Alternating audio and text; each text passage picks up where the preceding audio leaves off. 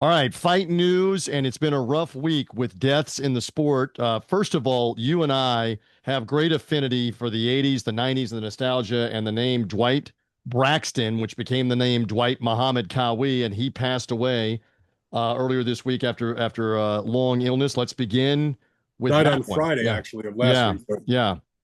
he was 72 years old, and if you liked relentless action fighters who threw a lot of punches, who didn't mind taking a couple shots to land their own, then Dwight Muhammad Qawi was your guy. And he's got a fascinating backstory because here is a man who was not an amateur boxer, who was a guy that was like a lot of young guys, got in trouble on the streets, got arrested, got sentenced to prison for armed robbery, went away to Rahway State Prison in New Jersey, where he was from New Jersey. And in the prison, they had a boxing program, and he learned to box, and he did well. And when he came out of prison, he was 25 years old, looking for a direction in his life, probably hoping not to go back to the can, and turned professional. But had learned enough as a prisoner and had shown toughness. And I guess somebody saw enough in him to have him turn pro.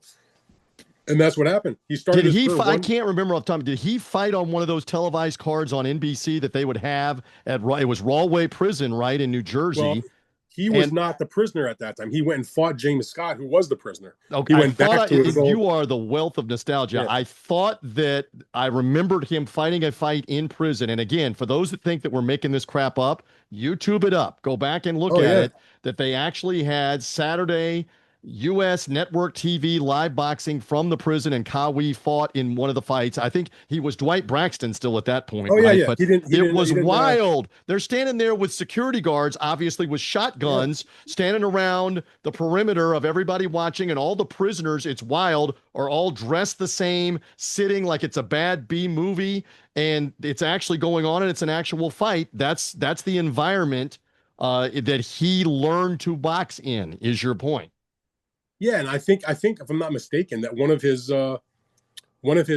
fights might have even been on HBO, but definitely on the networks. But the point Yeah. is, he fought at back at the prison where he had been an inmate.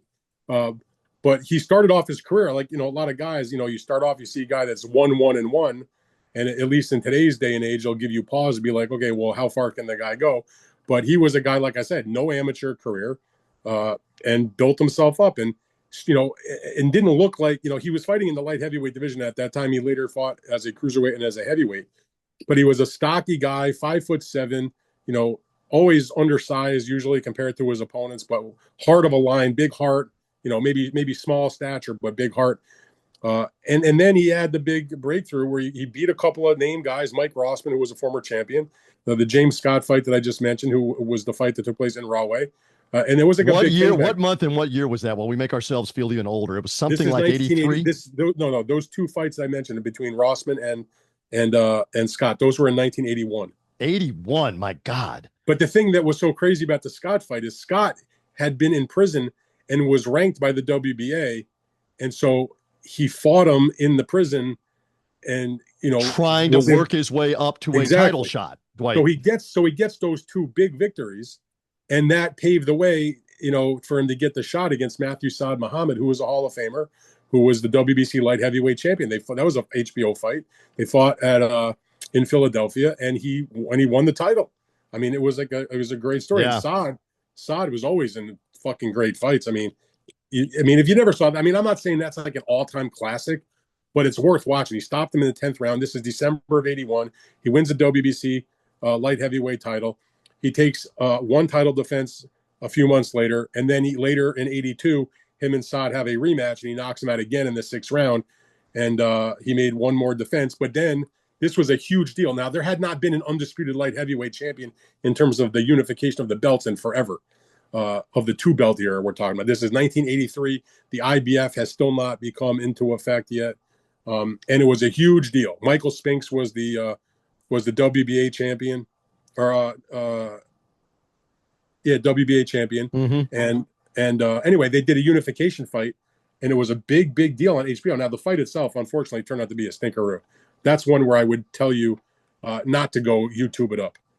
But Spinks ended up winning the decision to become the undisputed champion in the light heavyweight division. And at that point, after Dwight Muhammad, now he had changed his name. Actually, it's interesting. When he was fighting the Spinks fight, he had already converted to Islam and had changed his name to Dwight Muhammad Qawi. But as a favor to the promotion to help sell tickets and the awareness, he was known to the public as Dwight Braxton. So they referred to him and promoted the fight as him being Dwight Braxton, just because that was important to the promotion. Yeah. So after the fight was over, though, he then became, in terms of his public persona, promotions, etc., he was now Dwight Muhammad Qawi. And, like a lot of guys, they lose the light heavyweight. Cruiserweight was a new division. He moved up to the cruiserweight division. He fought, a handful of fights, but he went over to South Africa and he won by 11th round knockouts. This is a 15-rounder, 1985. He stops the South African Piet Kraus in South Africa to win one of the titles. Had a non-title fight, and then Leon Spinks, who had been the heavyweight champion, was now fighting at cruiserweight. He absolutely beat the living shit out of him in 1986 and retained the title. And then comes now he's still a WBA champion. Now they called it the WBA. It wasn't really called cruiserweight by the WBA. It was referred to in television shows. If you saw a newspaper article, junior heavyweight is what they called it. He gets the opportunity to go to Atlanta, Georgia, live on ABC Wide World of Sports, and the up-and-coming undefeated 11-0 Olympian Evander Holyfield, big prospect, is now challenging Dwight Muhammad Qawi, a huge step up for Holyfield. And we've discussed this before. This is July of 86. Tremendous fight. This is arguably, in my opinion, there's a lot of great cruiserweight fights that have happened in the division's history since it was created in the 80s.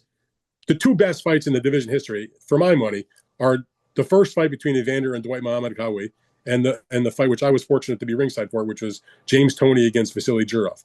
But Holyfield Qawi won one of the last great 15-rounders. Holyfield wins a split decision. Phenomenal fight. You can find it easily on YouTube. Just an outstanding battle. Holyfield won the title. That was the first title of Evander's career. They fight about 90% of the fight, as I like to say, on a bathroom rug, toe to toe. No mystery, just brawling.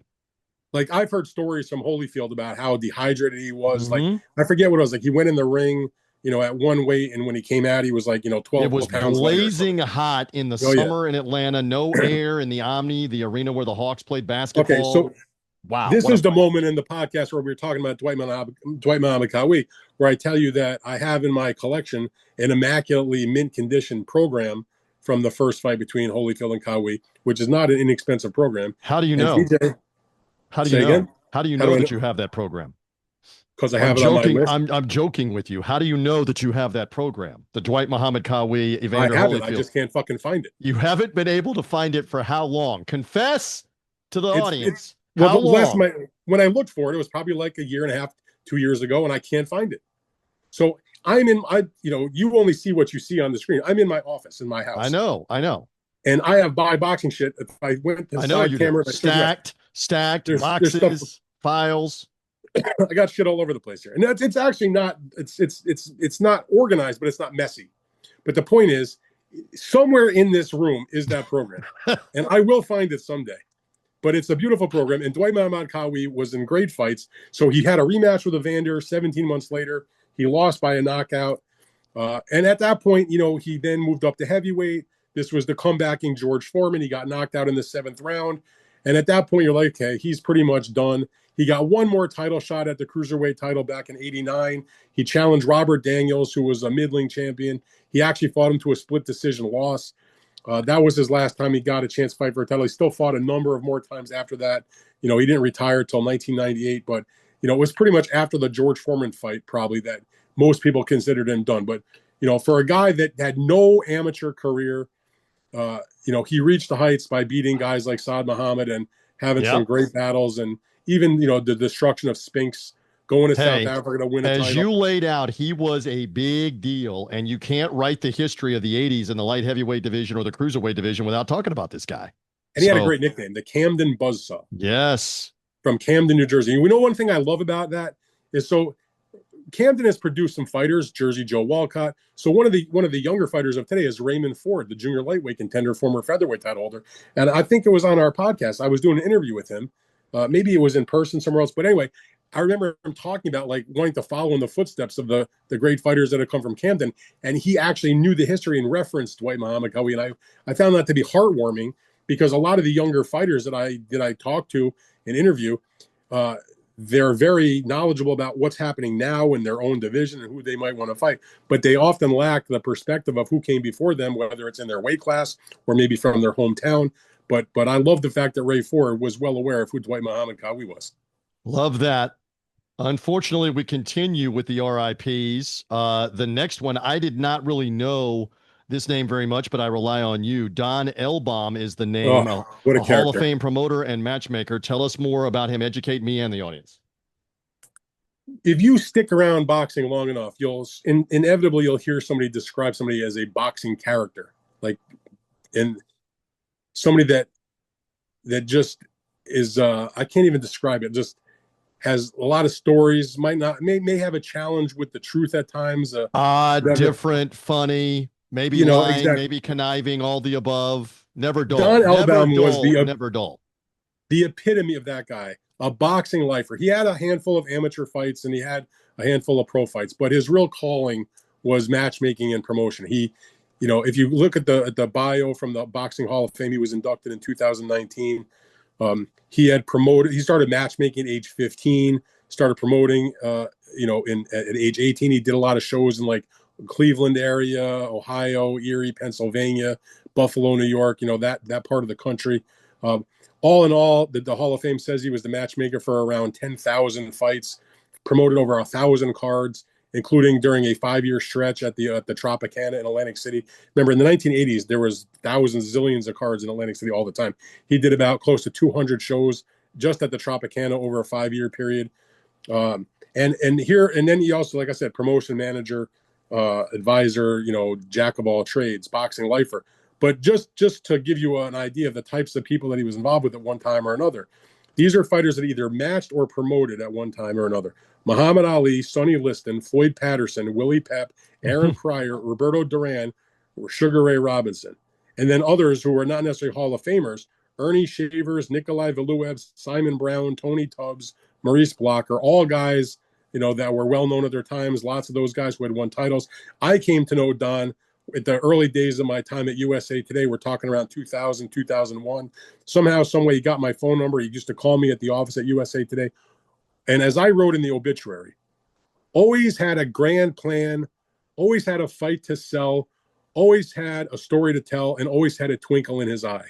And as I posted in my story on social media, I said he had a million stories, and some of them were even true. Like, he would tell you all kinds of. It took you a minute to get that. And then you take a second and go, okay, all of that's crap. You made it up. But he was also the kind of guy that, again, he would call me. This is back when he was working with Valuev. This is before Valuev had become the WBA heavyweight champion. He was really more of an idle curiosity to a lot of people. Remember, this is pre-YouTube. There was no real footage of the guy. He was just got this reputation. There's this 7'2" Russian who was a heavyweight that's bigger than Drago, who's going to be the next heavyweight champion, and he was helping to carry him along. And so he would call me to discuss Valuev, and I was like, all right, I'd like to see the guy. But Don was the kind of guy, he'd call me like 10 times in a week, and then I wouldn't hear from him for like 6 months. And when he would call you the next time, it was like nothing ever happened. You just pick up where you left off. I could have gone 10 years without talking to the guy, and you talk to him, and it'd be like nothing ever happened. So that was that. Now, he has two other important aspects of his time in boxing, besides what I was just talking about, the fighters he worked with. For better or for worse, he brought Don King to boxing. Don Elbaum was doing shows in the Cleveland area where Don was from, and Don was trying to get in with Muhammad Ali. Don was out of prison. Don didn't know a lot about boxing, but he was looking to do some kind of, actually a charitable thing with a hospital, a black hospital that was having financial problems. Mm-hmm. They were going to put on an event to help raise money to save the hospital. He wanted to do an exhibition and bring Ali in. And the way the story goes is that you didn't do boxing in Cleveland if you didn't go through Don Elbaum. And so he got in touch with Don Elbaum, and Don brought him in, and they ended up doing the event. And so, as he says, I brought Don King into boxing. I'm sorry, maybe I'm not sorry. But that's how Don became entrenched in the sport. And you have him to blame or praise, whichever. So this you is prefer. Like 1972. He facilitates this event with King. 2 years later, King is fucking promoting the Rumble in the Jungle in Zaire. Yep. So that was the way that went. And the other thing that was notable, and you can look on his in his Twitter feed, and the great ring announcer Michael Buffer, who had never done a ring announcing thing in his entire life, who was basically working as a model at that point. Yep. For some reason, this is like 43 years ago this summer, Buffer said, that Elbaum, who was doing all these shows in Atlantic City, asked him to announce fighters from a ring in a shopping center parking lot in Atlantic City to help promote an upcoming event he had at the Tropicana. And that was the very first time the Buffer ever did any ring announcing. And as Michael said, he didn't pay me anything but a compliment, but it allowed me to go to the next gig and tell them I had some experience. And then he got hired, and ultimately Bob Arum hired him, and he became the ring announcer on the old Top Rank ESPN series back in the 80s. Mm-hmm. And Michael Buffer became one of the most, if not one of the single How most about famous that? ring announcer of all time. So Elbaum gave us Don King, gave us Michael Buffer, all the fighters I mentioned, a lot of great stories. And, you know, again, described by many as a Runyon-esque character. But in my opinion, and I didn't do business with the guy, but my interactions with him through the years were always hilarious and fun and pleasant. A really well-known to everybody within the business, a colorful character. You know, and he would do promotions. Like he once staged an event to let's determine who's the world's worst boxer is, and the loser has to retire. He sold advertising on the soles of fighters' shoes, so when they got knocked out, people would see the advertisements. He one time did an event where they had one of the fighters on the card. They put him in the ring before the show when he got married, and then a little later in the night, he got, you know, he had his boxing match. Like those are the types of crazy fucking things that he promoted and thought of, and those were things that weren't done at that point. And so, again, a boxing lifer from 15 to 94, he was in the business. Love it.